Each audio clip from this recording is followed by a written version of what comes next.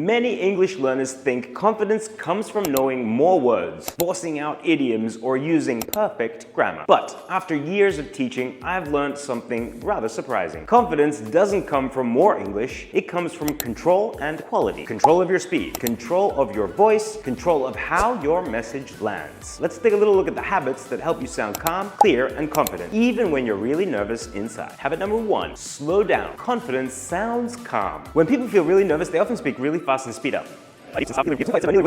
When people feel nervous, they often speed up. Your brain is racing and your mouth is trying to keep up. But to a listener, fast speech doesn't sound confident. It sounds rushed, uncertain, and even harder to follow at times. When you slow down slightly, 3 things happen. First, your pronunciation becomes clearer, articulating sounds. Second, your brain has time to choose words more selectively. And third, your listener relaxes, which in turn calms you down. You don't need to speak too slowly, like a slow motion clip. You should slow down and pace yourself to sound more meaningful and clear. Habit 2. Use pauses instead of fillers. Most English learners try to rush themselves, feeling the need to say something, anything. So what happens? They fill it in with what we call gap-filling sounds. For example,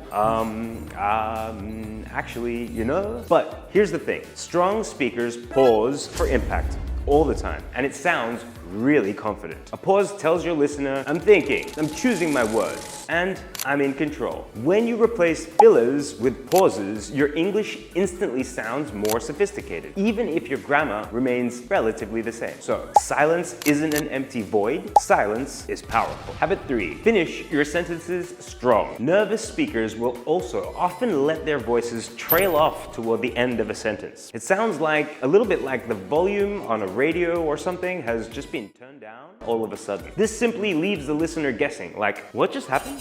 What did he just say? Confident speakers finish clearly. They don't rush the ending. They know the power of a strong close. This doesn't mean sounding aggressive. It means sounding complete and understood. So remember, even a simple sentence sounds confident when it has a clear and strong ending. Habit 4, stress the important words. In English, confidence doesn't just mean saying every word loudly. It comes from choosing the words that really matter. When you stress keywords, you guide your listeners' attention. You're saying, this part is important, and the focus is here. This makes your English and message easier to understand, particularly for listeners using English as a second language. Know your audience and avoid overcomplicating it. Strong, well-timed emphasis gives you rhythm and meaning, and these help create confidence. Habit 5. Stop apologizing for your English. One habit I see again and again, even with advanced speakers, is apologizing. When you say, sorry, my English isn't good, you send a message before you even start speaking. In fact, you're already self-doubting yourself, which is going to make you less confident from the get-go. You tell your listeners not to trust what's coming next. Now, you don't need perfect English to communicate clearly. You need belief in your message and yourself. Confident speakers,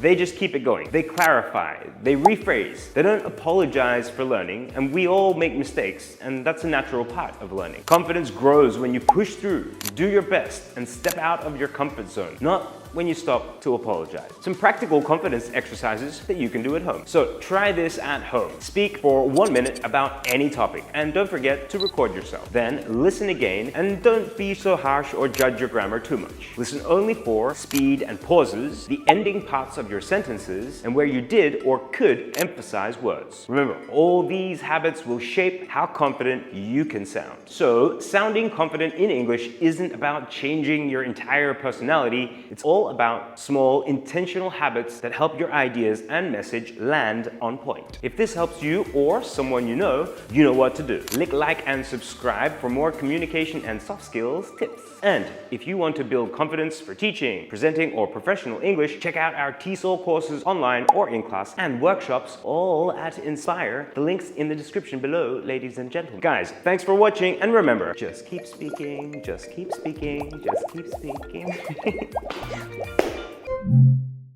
Inspire. More blah. Habit 4. Stress the important words.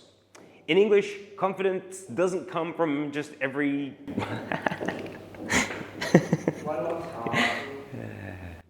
In English, confidence doesn't come from just... What?